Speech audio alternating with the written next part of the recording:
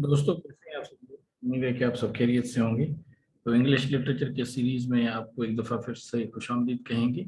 और आज का जो हमारा सेशन है, इस सेशन में हम टी.एस. इलियट की मशहूर पोएम वेस्टलैंड जो है उसको हम तफसील से आपके सामने जो है वो रखेंगे। और इस सेशन में हम वेस्टलैंड का एक तफसीली इंट्रो देखेंगे और इसके स्ट्रक्चर का एक और जायज़ा लेंगे, साथ में उसकी टोन और उसके कुछ जो सेक्शंस हैं उनको भी हम इस सेशन में जो है वो डिस्कस करेंगे। और इस वेस्टलैंड में जो एक बड़ी लंबी पोएम है, इसमें कुल 5 सेक्शंस हैं, तो हम इन पांचों सेक्शंस को जो है वो डिस्कस करेंगे। तो आज का हमारा सेशन शुरू करने से पहले आपसे एक छोटी सी रिक्वेस्ट है कि इस चैनल को ज़रूर सब्सक्राइब कर लीजिएगा अगर आप इस चैनल पर नए हैं। तो साथ में अपने कमेंट्स जो हैं आप हमें उनसे ज़रूर आगाह रखें, या अगर आपको कोई क्वेश्चंस हैं तो आप कमेंट्स में वो हमें पूछ सकते हैं।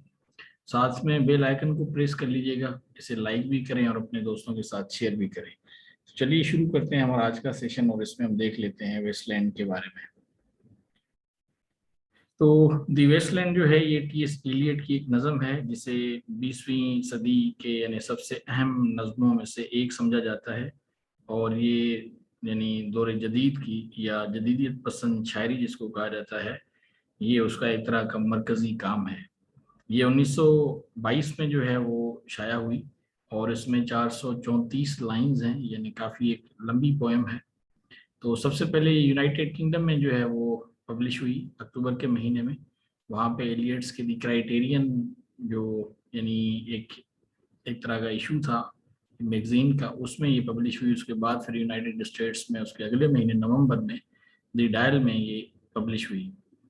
तो फिर उसके बाद जो है इसको यानी दिसंबर के महीने में यानी अगले महीने में 1922 में ही जो है उसे बुक के सूरत में जो है वो पब्लिश किया गया। तो ये जो एक मशहूर नावल है, इसमें कुछ बड़े मशहूर जुमले हैं। उन जुमलों में से जिस तरह April is the cruelest of the month, यानी अप्रैल मुहल्लिक तरीन महीना है। और इसी तरह से I will show you fear in handful of dust, यानी मुट्ठी भर मिट्टी में तुम्हें खौफ दिखाऊंगा। और इसमें कुछ संस्कृत लैंग्वेज जो है उसका एक जो है वो मंत्र भी है इसमें, जिसका मकसद है शांतिया शांतिया शांतिया।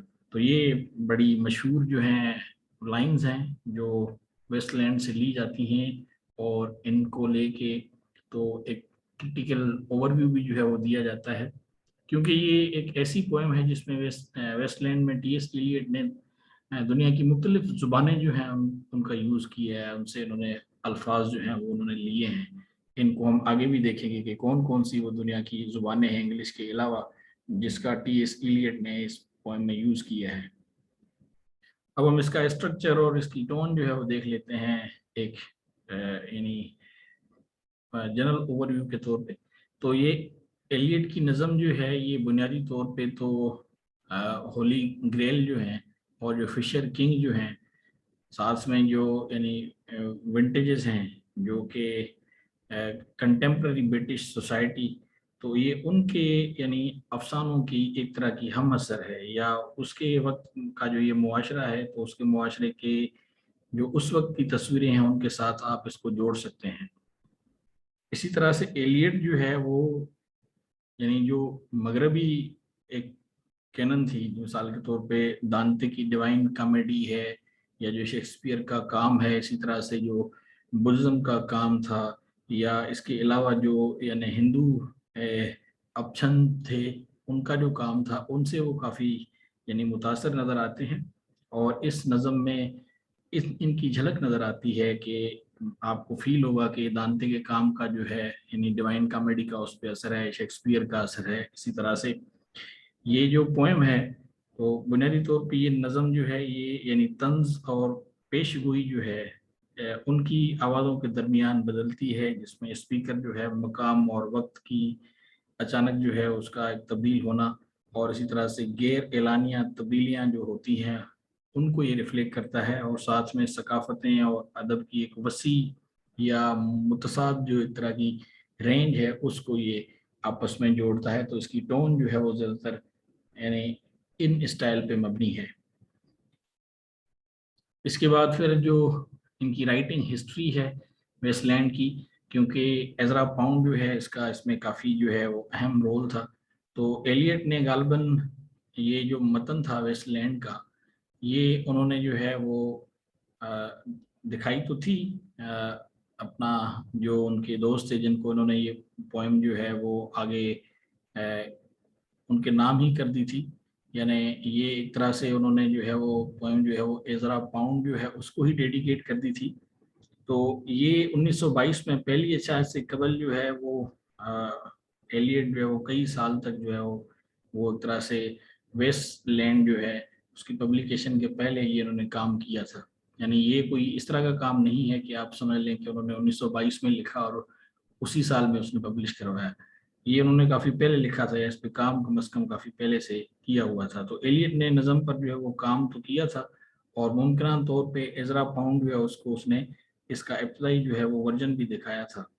तो जब एलियट ने नवंबर 1921 में जब पेरिस का सफ़र किया, तो उस वक्त जो है वो उनके साथ रहे थे, एजरा पाउंड को ये काम उन्होंने दिखाया था। और एक होटल था यानी सिटी लूस, जहाँ पे एलियट जो है वो उसी यानी होटल में वो काफ़ी ज़्यादा अरसा जो है वो रहे हैं।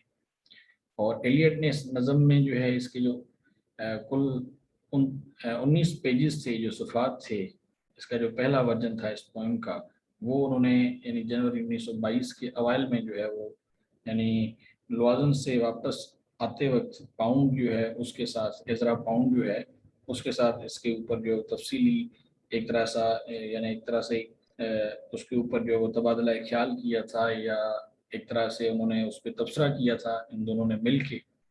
और फिर एलियट ने बाद में इस नज़म को जो है वो फिर पाउंड को एजरा पाउंड को जो है वो डेडिकेट भी कर दिया था। तो इसमें कुछ एडिटिंग्स भी की थी एजरा पाउंड ने इस एलियट के यानी जो 19 सफ़ात का ये इसका पहला जो हिस्सा था। उसके बाद इसके सेक्शंस हैं वेस्टलैंड के जो बड़े अहम हैं। ये कुल मिला के 5 हिस्से हैं पोएम के, या जो पोएम है आप कह सकते हैं कि ये 5 सेक्शंस में डिवाइडेड है। तो जो पहला इसका हिस्सा है वो है बरियल ऑफ द डेड, यानी मुर्दे की तदफीन जो है। तो मायूसी और मायूसी के यानी मौजूआत को मुतारिफ कराता है एलियट इसमें। और इसी तरह से जो दूसरा है गेम ऑफ चेस, उसमें एक ख़ास तरह की वो नरेशंस इस्तेमाल करता है, कुछ ख़ास तरह के कैरेक्टर्स हैं। तो जिस तरह एक गेम होती है शतरंज, उसमें बारी बारी बयानात का इस्तेमाल वो चेस के किरदारों की तरह करता है, उनकी तस्वीरें और उन मौजूआत को तजुर्बाती तौर पर जो है वो यानी हल करता है इस हिस्से में। और इसी तरह से जो इसका तीसरा हिस्सा है फायर सरमन जो है यानी आग का खुतबा, उसमें एक तरह से वो यानी एक फिलोसॉफिकल मेडिटेशन है, और ये डेथ जो है और उसके जो व्यूज़ हैं उसको इमेजिन करता है। और इंसान बाज़ औक़ात ये है कि खुद से इनकारी होता है या खुद का इनकार कर देता है। तो इस तरह की चीज़ें जो हैं यानी जो मशरक़ी मज़ाहिब हैं उसमें जो चीज़ें हैं या जो नज़रियात हैं, तो वो उनका एक हिस्सा पेश करता है, या उनका एक फ़लसफ़ियाना मुराक़बा जो है वो पेश करता है। इसी तरह से जो चौथा उसका हिस्सा है डेथ बाय वाटर, यानी पानी से जो मौत है। और इसमें वो एक लिरिकल पिटिशन जो है वो एक तरह से बयान देता है, जो मुख्तलिफ़ किस्म के कल्मिटेशंस हैं। और इसका जो आखिरी हिस्सा है, तो पांचवा जो है वो है व्हाट दी थंडर सेड, यानी तूफान ने जो है क्या कहा। तो इसमें वो इमेज और जजमेंट जो है उसकी कंक्लूजन की तरफ जो है माइल होता है और उसको कंक्लूड करता है। तो ये मुख्तलिफ़ किस्म के 5 सेक्शंस हैं जो एक दूसरे से बिल्कुल ही मुख्तलिफ हैं, लेकिन बड़ी महारत से इलियट ने इन 5 यानी सेक्शंस को जोड़ा हुआ है, और इसलिए ये पोएम जो है काफ़ी लंबी है। स्टाइल जो है वेस्टलैंड का, अगर आप इसके स्टाइल की बात करें तो आप देखेंगे कि जुज़वी तौर पर ये जो यानी काम का अंदाज़ है वो ड्रामाई यकसानियत के इम्कानात की खोज में जो है वो एलियट की दिलचस्पी ज़ाहिर करता है। यानी ड्रामेटिक मोनोलॉग जो है उसमें एलियट की आपको इसमें दिलचस्पी नज़र आएगी। और ये दिलचस्पी जो है वो कम अज़ कम जो यानी जे एल्फ्रेड प्रूफरोक हैं उनका जो यानी एक काम है दी लव सॉन्ग, यानी मोहब्बत का गाना, उनसे काफ़ी जो है यानी एक तरह से मुमासलत रखता ही। और इसके अलावा वेस्टलैंड जो है ये एक वाहिद जो है वो यानी मोनोलॉग नहीं है जिस तरह से प्रूफ रोक है। اس سے پہلے جو ہیں یا اس کے بعد بھی ٹرو فراکس جو ہیں وہ لکھی گئی ہیں.